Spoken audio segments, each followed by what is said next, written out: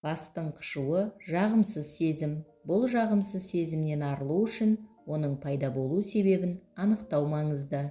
Баршаңызға сәлем, мың бір кеңес арнасында бастың қышуының себептері туралы пайдалы ақпаратпен бөлісетін боламын. Каналыма тіркелуді ұмытпаңыз. Ендеше бас не үшін қышуы мүмкін?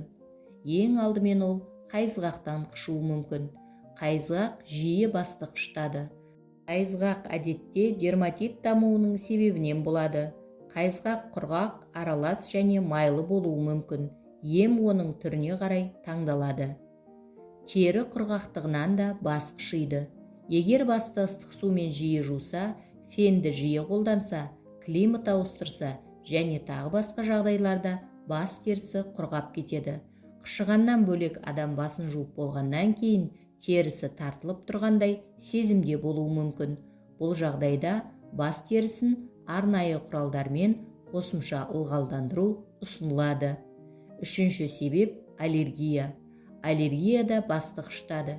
Әдетте шаш бояуына немесе басқа да шаш күтіміне арналған құралдарға аллергиялық реакция туындауы мүмкін. Егер аллергияға бейім болсаңыз, әркез құралдардың құрамын мұқият оқығаныңыз жөн. Сондай-ақ жаңа құрал пайдаланар алдында тест жасаңыз. Құралдың кішкене бөлігін шынтақтың ішкі жағына жағыңыз. Тері аурулары, саңырауқұлақ және бактериялық инфекциялар бас қышуына әкелуі мүмкін. Жаралар, жарықтар және басқа да зақымдар микроағзалардың кіруіне мүмкіндік береді. Сондай-ақ механикалық зақымнан да бас қышуы әбден мүмкін. Шашты фенмен дұрыс кептірмегенде, мысалы ыстық ауа бас терісіне бағытталса, бас терісі зақымдалуы мүмкін.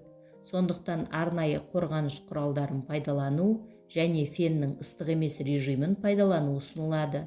Бас терісін бас киімде зақымдауы мүмкін. Мысалы, тар бас киім кию. Сондай-ақ күйзеліс те бастың қышуына әсер етуі мүмкін. Жүйке жүйесіне артық күш түсу тері қышуына әкеледі. Бас қышуының себебі күйзеліс екенін білдіретін бір белгі, ол бір уақытта пайда болып жоғалады. Бұл күйзеліс кезінде нақты нейропептидтер мен кортизол, адреналин, гистамин секілді гормондар бөлінуімен түсіндіріледі. Өздігінен емделу ұсынылмайды. Бас қышуы мазаласа, трихолог маман көмегіне жүгінгеніңіз жөн. Бүгінгі пайдалы ақпаратым кәдеңізге жарасын.